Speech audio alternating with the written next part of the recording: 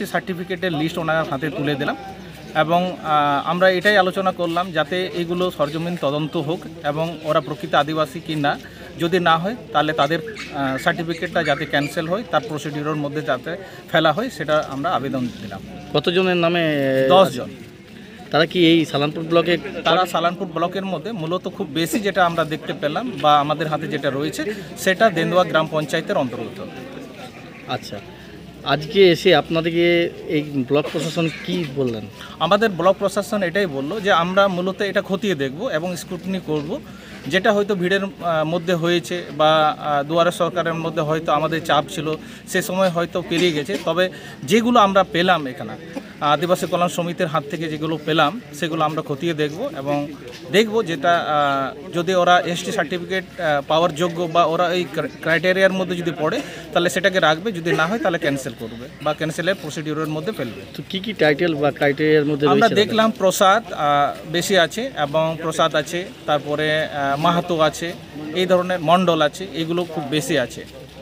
আপনাদের কি মনে হয় এগুলো কি তাড়াতাড়ি কি এগুলো সুষ্ঠুভাবে সম্পন্ন হবে?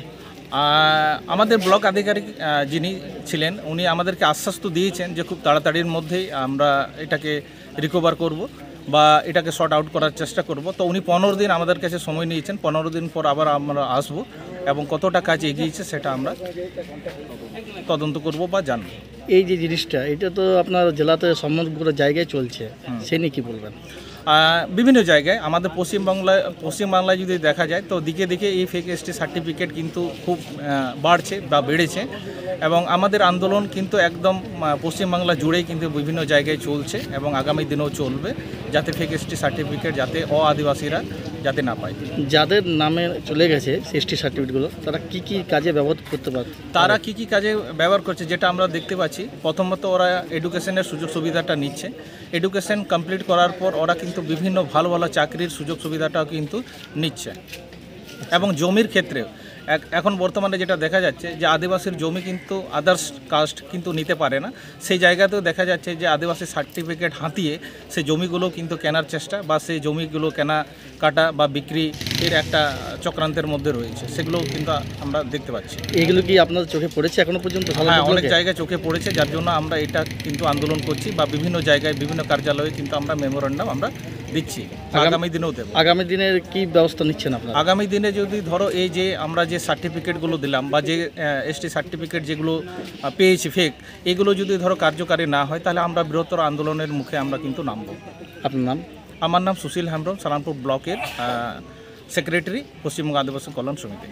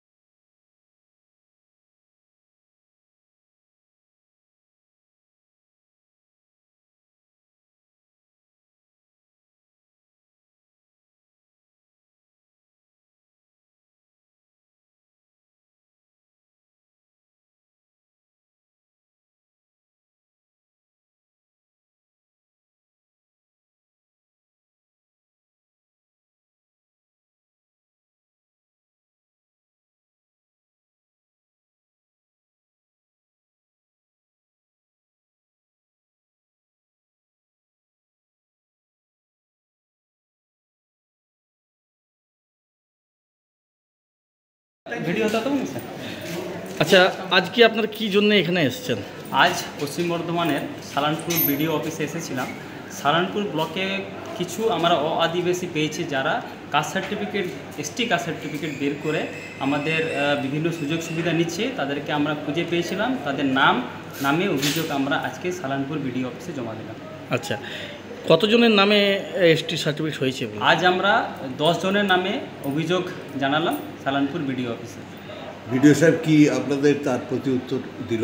বিডিও সাহেব বলেছেন ওনার পক্ষ থেকে উনি পদক্ষেপ নেবেন এবং আগামী 10-15 দিনের মধ্যে উনি আসতে বলেছেন। আমরাও আসবো যে তার কতটা কাজ এগিয়েছে এবং তার যে ফিল্ড ভেরিফাই যে কাজগুলো আছে, একটা আমাদের দাবি ছিল যাতে ক্যান্সেল প্রসেসটা হোক, সেই প্রসেসটার জন্য উনি ঊর্ধ্বতন কর্তৃপক্ষ অর্থাৎ আসানসোল এসডিও এবং স্থানীয় জায়গাতে ওনা ইনকোয়ারি করবেন এবং কর্মসূচিকে তাড়াতাড়ি কমপ্লিট করার চেষ্টা করবেন, এই আশ্বাস দিয়েছে। তো এই যে এসটি সার্টিফিকেট হয়ে গেল এইভাবে, তো আপনারা এরপরে আর কি পদক্ষেপ নিতে পারবেন বলে মনে করছেন? এই বিডিও অফিস তো আধিকারিক আমাদের আশ্বাস দিয়েছেন, অবশ্যই আমরা আশা রাখবো যে সার্টিফিকেট ক্যান্সেল হবে, কারণ আমরা জানি এটা প্রকৃতভাবে কোনোদিনভাবে এটা আদিবাসী হতে পারে না, এসটি হতে পারে না, এটা আমরা জানি, কিন্তু একটা প্রসিজিওর যেহেতু থাকা দরকার, সেই প্রসিজিওরে আমরা ক্যান্সেলের দাবি জানিয়েছি। যদি না হয় তখন আমরা বিকল্প কি চিন্তাভাবনা করতে পারি, সেটা আমরা পরবর্তীকালে আমরা জানাবো। আপনার পরিচয়? আমার নাম হিরণময় হাঁসদা, পশ্চিমবঙ্গ আদিবাসী কল্যাণ সমিতি রাজ্য যুব সম্পাদক। ঠিক আছে, অশেষ ধন্যবাদ।